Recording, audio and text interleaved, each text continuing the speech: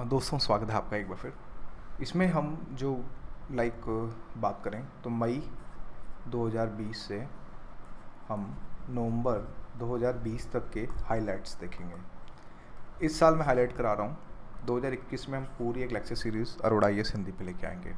कभी कभी ये भी होता है कि हम इतने ज़्यादा बिजी हो जाते हैं फ्रेंड्स, बिलीव मानिए, क्योंकि अरोड़ा आईएएस का सारा कंटेंट एनरिचमेंट जो भी हम कंटेंट बनाते हैं वो मेरे द्वारा ही बनता है।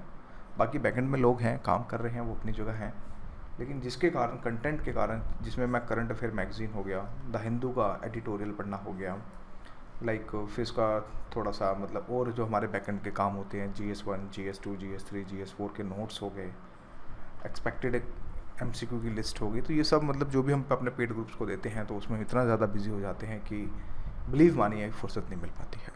अभी भी रात के कुछ 1:45 हो रहे हैं और मैं आपके समक्ष जो है, क्योंकि मैंने आपको सीरीज़ मतलब प्रॉमिस करी है कि मैं इसको कंप्लीट करूँगा और मैं स्टार्ट कर रहा हूँ आज से लाइक मई से नवंबर तक का। तो इसमें हम हाइलाइट्स को देखेंगे। आगे इन फ्यूचर में काफ़ी कुछ आएगा हिंदी मीडियम को लेके, जो भी आएगा कंप्लीट आएगा। जैसे कि हमने करंट अफेयर की हाईलाइट की सीरीज़ चलाई, ये भी कंप्लीट होगी। इसके बाद जो भी हम सीरीज़ चलाएंगे वो कंप्लीट होगी, लेकिन मेरे अपने स्टाइल में होगी। मैं सिर्फ एक ही बात बोलूँगा, आप इन हाईलाइट्स को मोर देन 7 to 8 टाइम्स ज़रूर पढ़िएगा। 7 to 8 टाइम्स पढ़िए, इनफ है।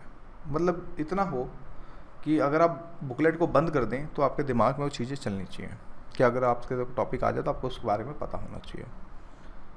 50% नॉलेज होती है, ध्यान रखिएगा। अगर आपने MCQ हिट करने हैं, लाइक आपने UPSC प्रीलिम्स का पेपर क्रैक करना है, तुम यार कितना भी पढ़ लो, कितना भी कुछ कर लो, सिर्फ 50% ही नॉलेज आपको मिलेगी उसमें।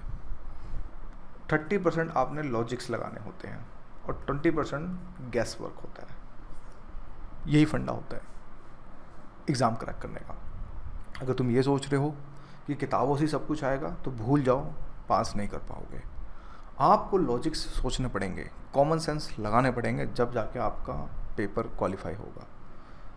मेरा प्रीलिम्स का क्वालिफाई हमेशा से जो हमेशा ही रहा है, क्योंकि इसके पीछे रीज़न ये होता है कि कॉमन सेंस लगा के पेपर सॉल्व होता है। मैं भी फर्स्ट राउंड में, फर्स्ट राउंड जब हम खेलते हैं 100 में से 40 to 45 क्वेश्चन ही कर पाते थे, जो 100% लगता था कि 100% करेक्ट हैं। सेकंड राउंड में 50-50 पे जाके हम कॉमन सेंस, रिबटल्स, थॉट्स, चीज़ों को सोचना लॉजिक वे में, तो जाके क्वेश्चंस निकलते थे। तो मैं आपको यही बोलूँगा कि आप इन लॉजिक्स का अप्लाई कीजिए। MCQ में भले ही स्कोर्स कम आए, कोई बात नहीं, कीप ट्राइंग, कीप प्रैक्टिस। यार क्या होगा, असफलता के बाद ही तो सफलता मिलती है। कितना हो गया, 2 टेस्ट खराब हो जाएंगे, 4 टेस्ट खराब हो जाएंगे, 10 टेस्ट खराब हो जाएंगे, हो जाने दो, क्या हो गया। अरे सीख ही तो रहे हो। हमें कौन सा क्या नाम है 200 में से 200 लाने, हमें तो 200 में से 110, 112 आ जाए, हमारा बेड़ा पार हो जाए, कहानी ख़त्म, हम मेंस लिखें, उसके हिसाब से चलो, सबसे बेस्ट रहेगा। ठीक है, ये तो था थोड़ा मोटिवेशन को लेके। तो इसमें दोस्तों हम मई से लेके नवंबर तक 2020 तक का करेंगे। जो मैंने ये नोट्स आपको टेलीग्राम पे दे रखे हैं, अरोड़ा इस टेलीग्राम पे जाके सर्च कर लीजिएगा, आपको वहाँ पे मिल जाएगा। वेबसाइट में 2 से 4 दिन में अपलोड हो जाएंगे। अब देखिए, इसमें टोटल मिला के टॉपिक हैं कुछ 19। अब देखते हैं, इसको थोड़ा रेड पेन से करते हैं ताकि आपको हाईलाइट करने में थोड़ा और मज़ा है। अब जैसे पहला पॉइंट है, दक्षिण पश्चिम मानसून 8% दिशे वर्षा के साथ समाप्त, काट दो। ऐसा क्वेश्चन कभी भी UPSC नहीं पूछता। भारतीय मौसम विभाग में आपको कुछ चीज़ें समझनी पड़ेंगी, जैसे कि क्या है, बात हो रही है फ्लैश फ्लड की। ठीक है, तो आपको ये समझना पड़ेगा कि फ्लैश फ्लड होता क्या है। तो ये हमारे लिए इंपॉर्टेंट है कि क्वेश्चन अगर बनेगा तो कंसेप्चुअल यहीं से बनेगा। तो आपको बस ये समझना है कि फ्लैश फ्लड क्या होता है, इसके बारे में आपने पढ़ना है। इसका मैकेनिज्म को पढ़ें कि क्यों होता है, कैसे होता है, ये मैकेनिज्म बहुत इंपॉर्टेंट है। क्यों, जैसे कि फ्लैश फ्लड काफ़ी सारी हमारे देश में भी आई हैं, हिमाचल साइड में, तो उस कंडीशन में आप फ्लैश फ्लड को देखेंगे तो आपको मज़ा आएगा।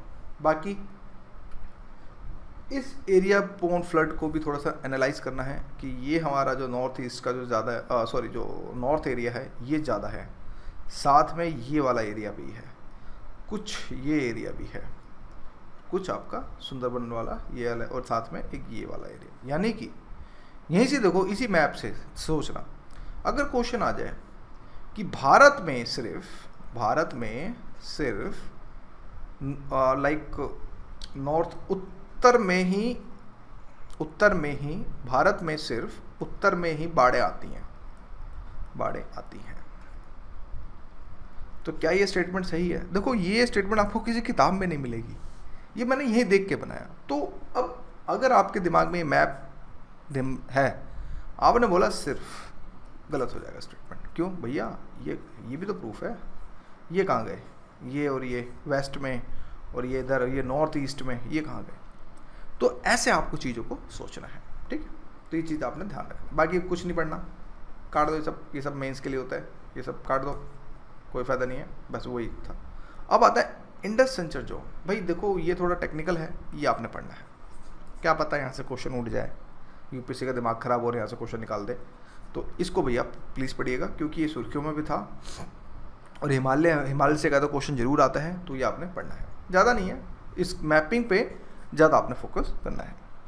फिर वियतनाम में टाइफून मोलवे, काट दो, ऐसे बहुत आते हैं तूफान उफान।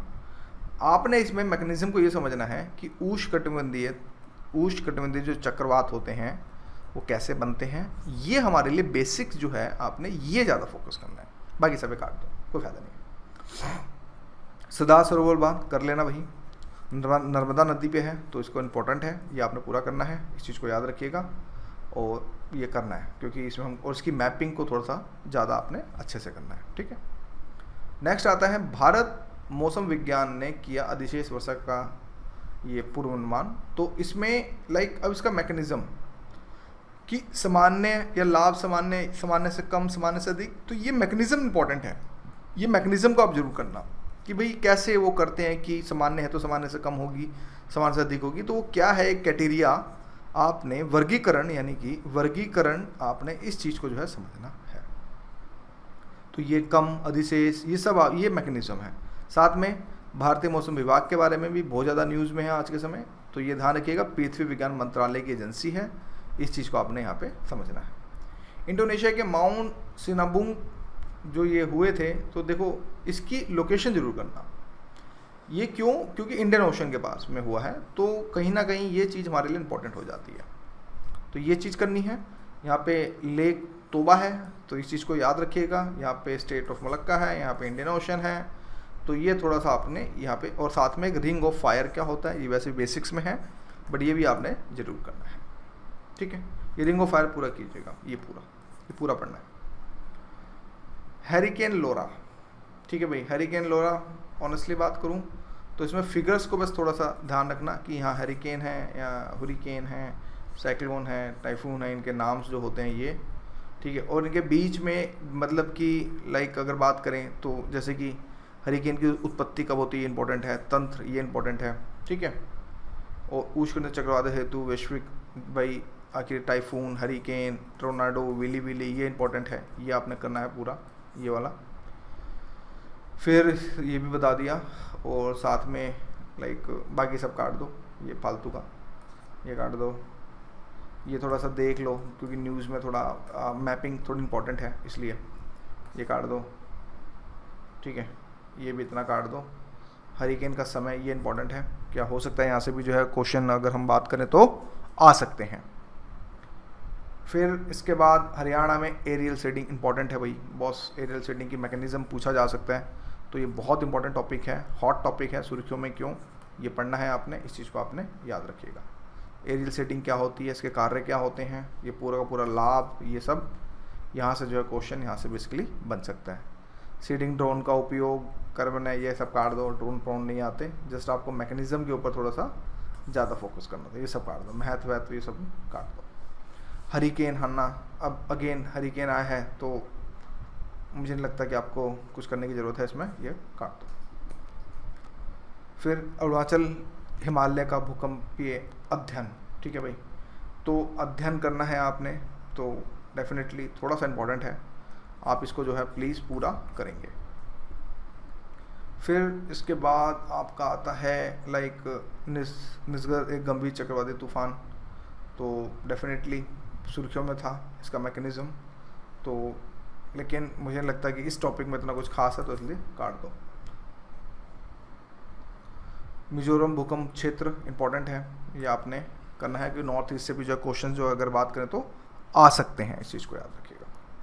फिर नेशनल एटलस एंड ये आपका थीमेटिक मैपिंग ऑर्गेनाइजेशन नेटमो, ठीक है। तो ऑनेस्टली बात करूँ तो मुश्किल है यहाँ से, चांसेस नहीं है, क्वेश्चन यहाँ से नहीं बन सकता, फ्रेम नहीं हो सकता।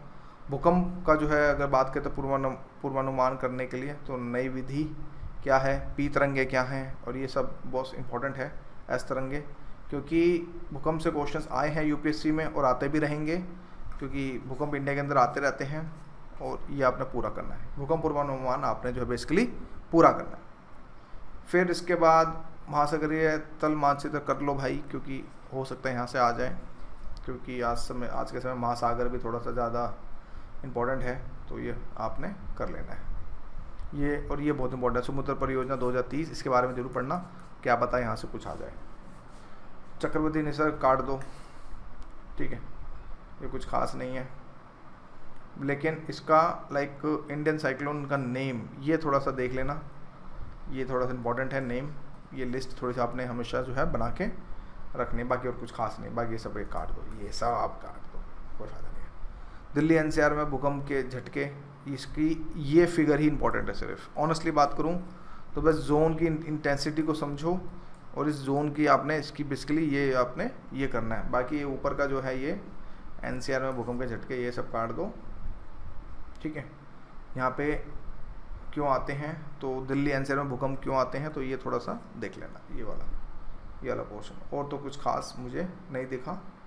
हिमालय से लेकर एनसीआर तक 3 भूकंपों की पहचान करी गई, ये सब, और ये थोड़ा सा ये वाला, एक मिनट, ये वाला ये आपने कर लेना है।